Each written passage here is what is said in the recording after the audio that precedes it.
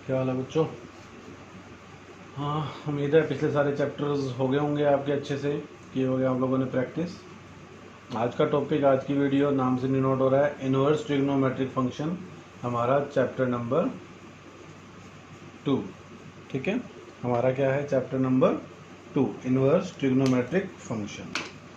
तो इसके अंदर हम पढ़ेंगे बेटा, देखो थोड़ा सा ब्रीफ कर लेते हैं कि चैप्टर में हमारे पास है क्या क्या पढ़ने के लिए। चैप्टर में पढ़ने के लिए हमें इसकी डोमेन रेंज के बारे में बात करनी है, कुछ प्रॉपर्टीज़ रहेंगी उनके बारे में बात करेंगे, ठीक है, और फिर इनकी वैल्यूज़ के बारे में बात करेंगे। तो देखो जैसे कि आप पहले देख पा रहे हैं, अगर हम टॉपिक को शुरू करें, दो वर्ड है हमारे सामने, एक है ट्रिग्नोमेट्रिक और एक है फंक्शन। ठीक है, दोनों से आप भली भांति परिचित हैं कि ट्रिग्नोमेट्रिक जो है वो आप लोगों ने 10th क्लास में पढ़ लिया था सबसे पहले, sign, cos, tan, cot, second, cosecant, 6 हमारे ट्रिग्नोमेट्रिक फंक्शन। और फंक्शंस के बारे में आप अच्छे से पढ़ के आए हो किसके अंदर, चैप्टर नंबर 1 में, कि क्या every relation is said to be a function if every element of domain has a unique image in codomain. अब हमारा टॉपिक है इनवर्स ट्रिग्नोमेट्रिक फंक्शन। तो देखो बेटा, यहाँ फंक्शन की डेफिनेशन मैंने इसलिए बताई क्योंकि हमें क्या फाइंड करना है ट्रिग्नोमेट्रिक फंक्शन का, इनवर्स। तो कोई भी फंक्शन, कोई भी ट्रिग्नोमेट्रिक फंक्शन या कोई भी फंक्शन हमने सोचा था कि उसका इनवर्स, जब हमने पढ़ा था, क्या इनवर्स कब एग्जिस्ट करता है, when the function is 1 1 and on to both। जब फंक्शन 1 1 भी हो और on to यानी बाइजेक्टिव फंक्शन का ही इनवर्स एग्जिस्ट करता है। तो जैसे कोई ट्रिग्नोमेट्रिक फंक्शन है, आप जानते हैं कि जब हम बात कर रहे हैं किसकी, बाइजेक्टिविटी की, यानी 1 1 on to की, तो वो किस पे डिपेंड करता था, हमारे डोमेन और रेंज के ऊपर डिपेंड करता था कि डोमेन की अगर वैल्यू की इमेज मिलती थी कोडोमेन में तो वो 1 1, सिमिलरली प्री इमेज है तो ऑन टू उससे बनता था बाइजेक्टिव। तो ये जो हमने 11th क्लास में पढ़ा अभी तक, क्या साइन, कोस, क्योंकि हमने ट्रिग्नोमेट्रिक फंक्शन ऑलरेडी पढ़ रखे हैं, sine, cos, tan, cot, secant and cosecant. इनकी डोमेन क्या होती थी बेटा, ऑल रियल नंबर्स, और रेंज क्या थी, -1 से 1। कोस की डोमेन क्या थी, सब कुछ हमने लास्ट ईयर पढ़ा है, रियल नंबर, रेंज क्या है, -1 to 1।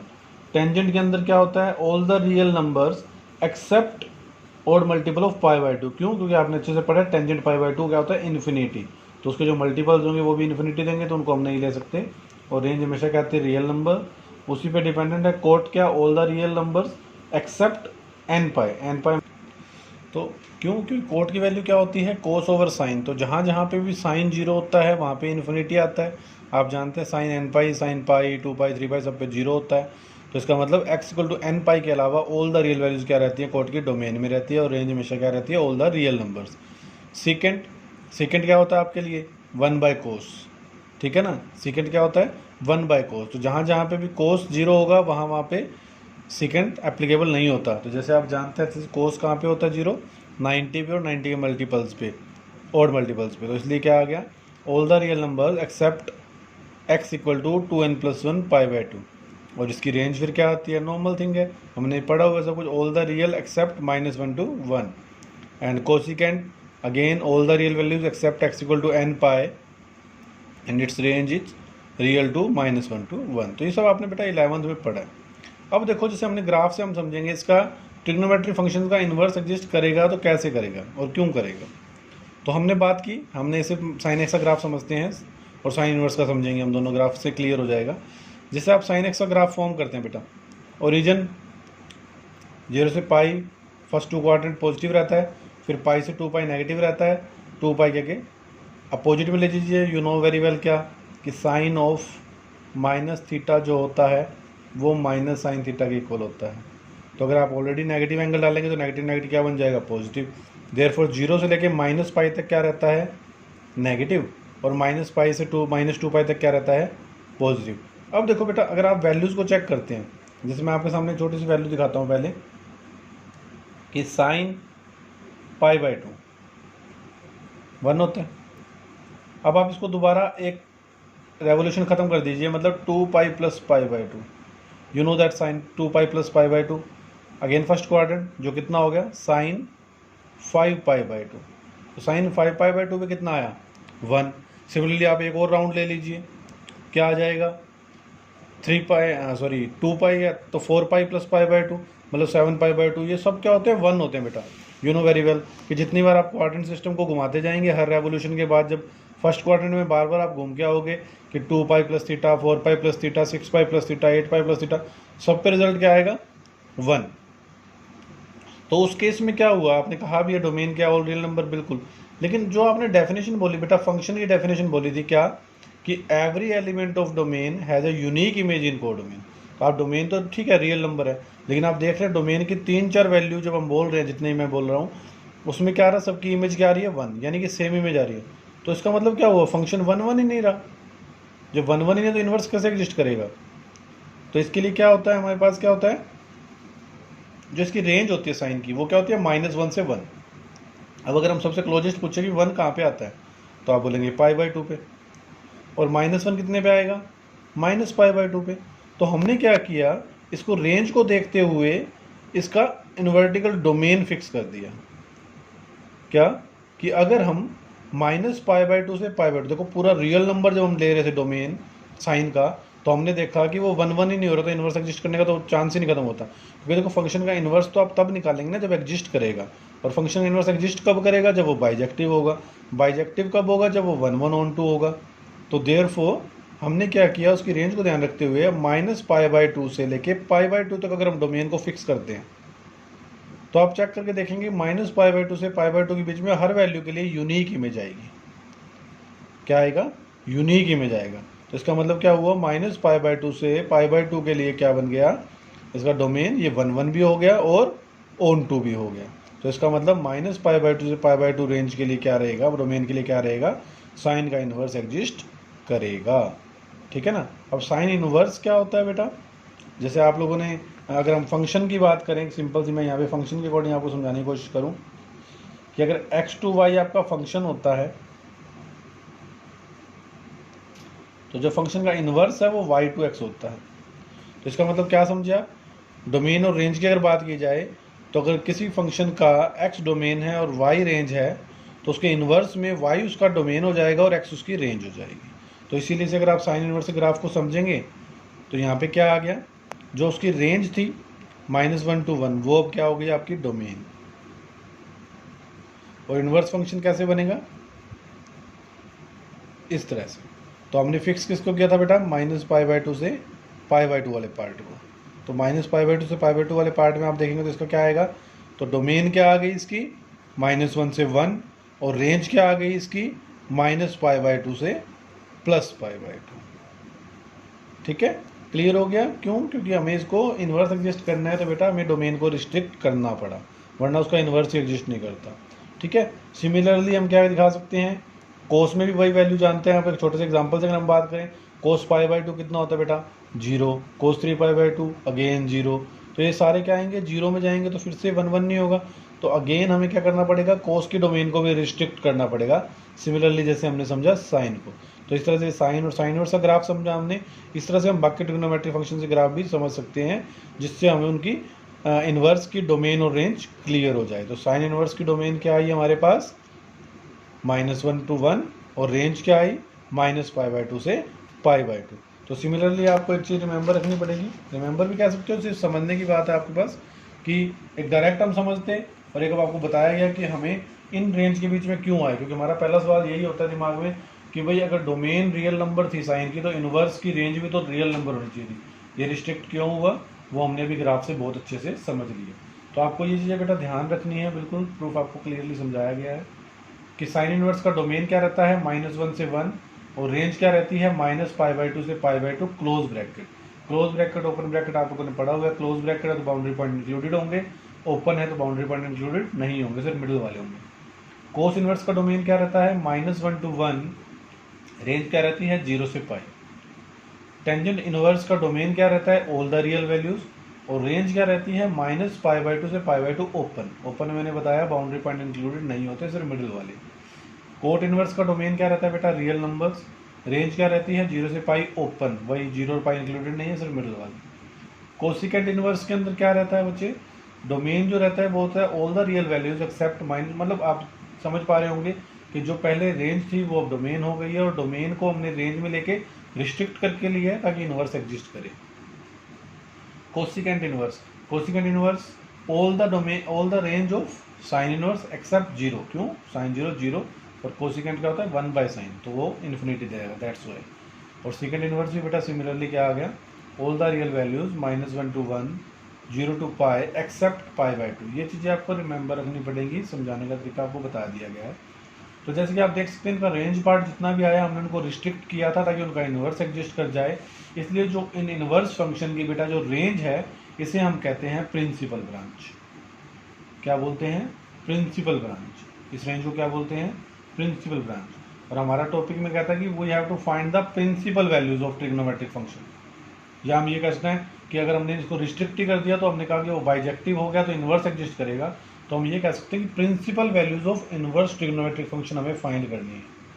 तो principal value of inverse trigonometric function क्या होती है बेटा?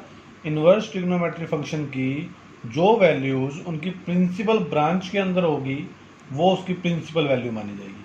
मतलब अगर कोई वैल्यू प्रिंसिपल ब्रांच से बाहर है, मतलब इनकी गिवन रेंज से बाहर चली जाती है, लेट इट बी, अगर हम सिर्फ मान लीजिए साइन की बात करते हैं -π/2 से π/2, अगर डिग्री फॉर्म में बोला जाए तो -90 से +90, तो अगर वैल्यू आ गई 100 तो वो 100 साइन की प्रिंसिपल वैल्यू नहीं मानी जा सकती। क्यों? क्योंकि वो उसकी प्रिंसिपल ब्रांच से बाहर चली गई। चलिए बेटा, प्रिंसिपल वैल्यू का मतलब क्या हुआ? Value which lies between the principal branch of inverse trigonometric function. ठीक है, अब जैसे इसको कुछ हम एग्जाम्पल से समझेंगे जो हमारे लिए थोड़ा सा ईजी हो जाता है समझना। उसके बाद लाइक कहता है for example find the principal value of sine inverse minus का 1/√2, साइन इनवर्स -1/√2। नाउ अगेन कैसे सोल्व करेंगे? माइनस एज इट इज 1/√2 कितने पे होती है बेटा वैल्यू? साइन π/4 पे, ठीक है, 45 डिग्री पे। फिर अगर हम इन्वर्स की बात नहीं कर रहे, सिर्फ साइन की बात कर रहे हैं, यू नो वेरी वेल कि जो बार अगर माइनस होता है, ये अगर हम यहाँ समझने की कोशिश करें तो दो ही केस में हम जो बार अगर किसी ट्रिग्नोमेट्रिक फंक्शन के बेटा बार माइनस है उसको एडजस्ट करने का दो ही वे होते हैं। एक, या तो आप माइनस को अंदर भेज दीजिए, और सेकंड वे क्या रहता है, आप इसको क्वाड्रेंट के अकॉर्डिंग चेंज कर दीजिए। अगर हम कोस साइन पाई प्लस थीटा लिखेंगे, थर्ड क्वाड्रेंट है, वहाँ साइन नेगेटिव होता है, तब भी माइनस साइन आ सकता है। तो इसलिए आप समझिए कि अगर बार नेगेटिव होगा तो उसको एडजस्ट करने के लिए आप दो वे यूज़ करेंगे। क्या? एक माइनस को अंदर भेज के, दूसरा क्वाड्रेंट को यूज़ करके। ठीक है, तो जैसे हमने इस क्वेश्चन में पहले अटैम्प्ट किया, क्या? जैसे आपने माइनस को अंदर भेजा तो sign inverse of sine theta, ठीक है, ये प्रॉपर्टी रहती भी आपको बताई हो जाएगी कि साइन और साइन अगर दो कोई भी फंक्शन और उसका इन्वर्स अगर एक साथ आ जाता है तो वो एक तरह से हम कहते हैं आइडेंटिटी, यानी कि वो साइन इनवर्स ऑफ साइन अगर एक्स है तो ओनली एक्सपेंडिंग रहेगा। तो क्या बचा? माइनस का π/4। Now clearly you can see कि जो -π/4 वैल्यू है वो -π/2 से π/2 के बीच में ही आती है। ठीक है ना, अगर वो इनके बीच में आती है तो वो बेटा क्या मानी जाएगी? इसकी प्रिंसिपल वैल्यू। ठीक है, अब वन मोर एग्जांपल जहाँ पे आपको समझ आएगा कि याद नहीं करना है हमें कि भी यहाँ अंदर माइनस को ले जाएंगे और ख़त्म हो जाएगा, ऐसा नहीं होता है। जैसे क्वेश्चन है cot inverse -1/√3, cot inverse minus पहले 1/√3 आपने चेक किया कितने पे होता है? 60 पे। अगर उसको हम रेडियन फॉर्म में लिखते हैं तो क्या आता है? कोट π/3। फिर जैसे मैंने बोला माइनस को अगर एडजस्ट करना है तो क्या करेंगे? अंदर भेज देंगे, कोट ऑफ -π/3। क्यों? क्योंकि यू नो वेरी वेल क्या कि सिर्फ दो ही केस होते हैं हमारे पास, एक कोस और एक सीकेंट। अगर उनके अंदर माइनस है तो वो माइनस बाहर नहीं आता बल्कि ख़त्म हो जाता है, बाकी सब में माइनस बाहर आता है, तो अंदर भी जा सकता है। तो बाहर था, इसको अंदर भेज दिया बेटा, वही कोट और कोट इनवर्स सेम फंक्शन अपने इनवर्स का हट गया, क्या बचा? -π/3। लेकिन जब आपने प्रिंसिपल ब्रांच पढ़े तो कोट इनवर्स का जो प्रिंसिपल ब्रांच है वो है 0 से पाई ओपन, तो -π/3 तो इसको बिलोंग ही नहीं कर रहा 0 से पाई को। तो इसका मतलब क्या हुआ? -π/3 तो प्रिंसिपल वैल्यू नहीं हो सकती क्योंकि वो प्रिंसिपल ब्रांच को बिलोंग नहीं करती। But we have to find the principal value, तो आप सेकंड मेथड पे जाएंगे, किस पे? क्वाड्रेंट सिस्टम पे। तो अपने पास क्या था? Minus cot theta. अब कोट थीटा अगर आप रिमेंबर करेंगे तो कोट नेगेटिव कहाँ कहाँ पे होता है बच्चे? सेकंड और फोर्थ क्वाड्रेंट में, सेकंड एंड फोर्थ क्वाड्रेंट में। तो हम पहले क्या जाते हैं, जो पहले क्वाड्रेंट आता है उसके पास, सेकंड के पास। और सेकंड क्वाड्रेंट में हमने सीखा था 11th क्लास में, बहुत अच्छे से किया था इसको, क्या कि अगर हम पाई माइनस थीटा करते हैं, हमारा जो क्वाड्रेंट सिस्टम रहता है उसके अकॉर्डिंग अगर हम इसको पाई माइनस थीटा करेंगे तो वो कहाँ पे रहेगा? सेकंड क्वाड्रेंट में, क्योंकि कोड इन दो में नेगेटिव होता है। हम पहले क्लोजेस्ट वाला लेते हैं सेकंड में, सेकंड में आप कैसे जाते हैं? Pi minus theta. तो जैसे आपने माइनस को जब अंदर एडजस्ट करना था अकॉर्डिंग टू क्वाड्रेंट सिस्टम, क्या किया? Cot pi minus π/3। So cot pi minus pi by 3 after LCM कितना आ गया 2 पाई बाई 3। ना कोट से कोट इनवर्स हट गया, कितना बचा बेटा 2 पाई बाई 3। और क्लियरली आप देख सकते हैं जो 2 पाई बाई 3 है वो किसको बिलोंग करता है 0 से पाई को। जब वो इसको बिलोंग करता है मतलब प्रिंसिपल ब्रांच को बिलोंग कर रहा है तो वो क्या मानी जाएगी प्रिंसिपल वैल्यू। तो इन दो एग्जाम्पल्स आपने ये समझा होगा कि हम माइनस को एडजस्ट करने का दो वे चूज करके चलते हैं। एक डायरेक्ट उसको अंदर भेज दीजिए, अगर वही आपकी प्रिंसिपल वैल्यू आ जाए तो बहुत अच्छी बात है, अगर नहीं आता तो फिर उसको हम क्वाड्रेंट अकॉर्डिंग एडजस्ट करेंगे। यानी आप प्रिंसिपल वैल्यू ये नहीं कहेंगे कि प्रिंसिपल वैल्यू एग्जिस्ट ही नहीं करती, बिल्कुल एग्जिस्ट करेगी, बस आपको इन मेथड के अकॉर्डिंग उसको फाइंड करना होगा। ठीक है, फिर कुछ स्मॉल सी प्रॉपर्टीज हैं जिनको आपको ध्यान रखना है जो अभी हमने यूज़ भी करी। क्या कि अगर कोई भी फंक्शन बेटा बाहर है एनी फंक्शन और उसका inverse like sign inverse of sign है, कोस इन्वर्स ऑफ कोस है, टेन इन्वर्स ऑफ टेन है, कोट इन्वर्स ऑफ कोट है, सीकेंड इन्वर्स ऑफ सीकेंट है, कोसिकेंड इन्वर्स ऑफ कोसिकेंट है। अगर कोई भी फंक्शन उसका इन्वर्स एक साथ है तो जो एक्स है वो एज इट इज आ जाएगा। Sine inverse of sine x x, cos inverse of cos x x, tan inverse of tan x x, cot inverse of cot x x, secant inverse of secant x x and cosecant inverse of cosecant x x. Also ये कुछ और properties हैं। देखो जैसे मैंने अभी बताया आपको थोड़ी देर पहले कि सिर्फ कोस और सीकेंट दो ऐसे नंबर होते हैं हमारे पास जिनके अंदर अगर माइनस को इंक्लूड किया जाता है एंगल को तो वो पॉजिटिव हो जाते हैं। ठीक है ना, बाकी जितने भी हमारे पास इन दोनों के अलावा जो चार बच जाते हैं लाइक साइन बच गया, टेन बच गया, कोट बच गया, कोसिकेंट बच गया, ये सिर्फ आपकी तरह से लास्ट ईयर जो क्लास में आपने पढ़ा है उसी के रिवीजन पार्ट टाइप है कि इन चारों में क्या होता है बेटा नेगेटिव बार आता है, ये हम लोगों ने पढ़ा हुआ है। ठीक है, और जब हम बात करते हैं इन्वर्स फंक्शन की बेटा, इन्वर्स फंक्शन में भी आपको ये रूल ध्यान रखना है। कई चीज़ें मैंने आपको बोली आपको रिमेंबर ही रखनी पड़ती है तो ज़्यादा इजी रहता है, वो याद रहेगा आपको कि अगर साइन टेन और कोसिकेंट, ठीक है माइंड फिट करेंगे, साइन टेन और कोसिकेंट के साइन इनवर्स के ब्रैकेट में अगर माइनस में एंगल तो माइनस बार आएगा, टेन इनवर्स के ब्रैकेट में माइनस एंगल तो माइनस बार आएगा, कोसिकेंट इनवर्स के एंगल माइनस तो माइनस बार आएगा। इन तीन में आपको याद रखना है माइनस बार आता है। और इनके अलावा तीन और पेंडिंग रह गए, कोस इनवर्स, सीकेंट इनवर्स और कोट इनवर्स।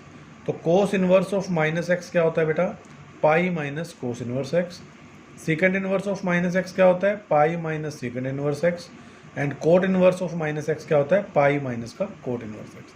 तो ये रूल्स हैं आपको रिमेंबर रखने हैं। साइन टेन कोसिकेंट में नेगेटिव बार आएगा, कोस सीकेंट और कोट में अगर नेगेटिव है तो वो पाई माइनस करके बन जाएगा।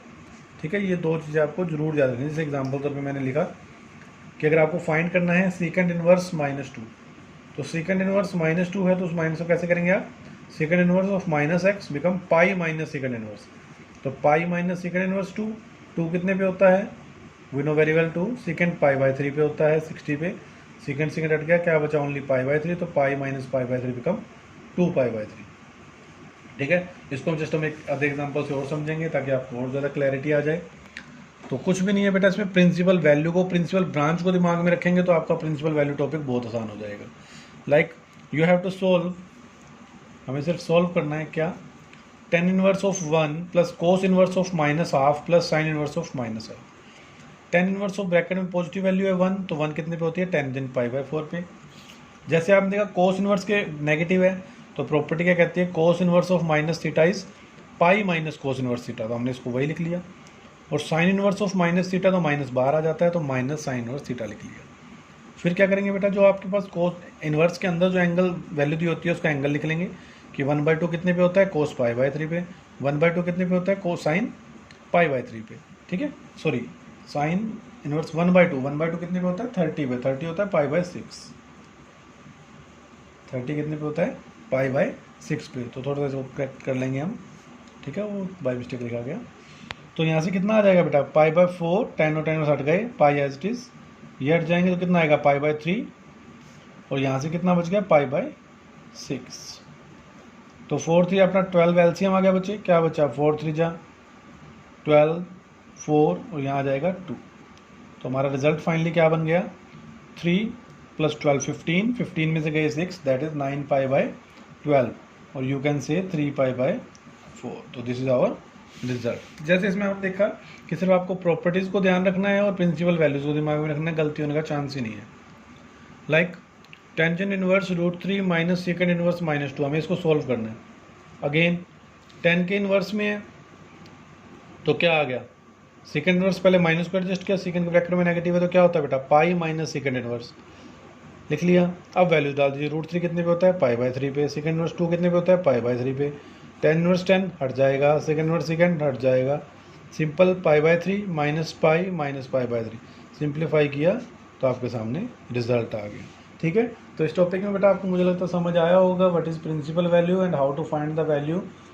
ठीक है, कि आपको ये प्रॉपर्टीज रिमेंबर रखनी है। प्रिंसिपल वैल्यू के लिए मैंने बोल दिया, सबसे इंपॉर्टेंट चीज़ क्या है, प्रिंसिपल ब्रांच। तो प्रिंसिपल ब्रांच को अच्छे से समझ लीजिए। ठीक है, फिर कुछ प्रॉपर्टीज है इसकी जो हम नेक्स्ट वीडियो के अंदर डिस्कस करेंगे। तो प्रिंसिपल वैल्यू, प्रिंसिपल ब्रांच या कोई वैल्यू निकाले, किसी भी चीज़ में अगर आपको कोई डाउट आए तो आप बता दीजिएगा। ठीक है, कमेंट सेक्शन में आपको सोल्यूशन मिल जाएगा। ठीक है, तो इसको अच्छे से पढ़िएगा, इंपॉर्टेंट टॉपिक है। तो आगे के टॉपिक के लिए मिलते हैं हम कल नेक्स्ट वीडियो के अंदर, तब तक के लिए धन्यवाद।